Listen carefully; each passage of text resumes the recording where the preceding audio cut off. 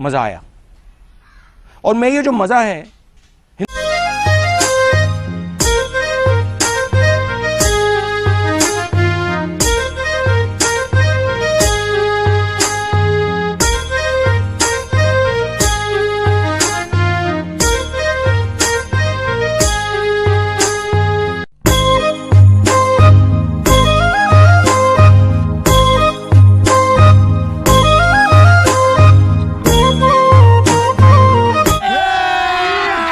अभी मजा आएगा ना भिड़ो।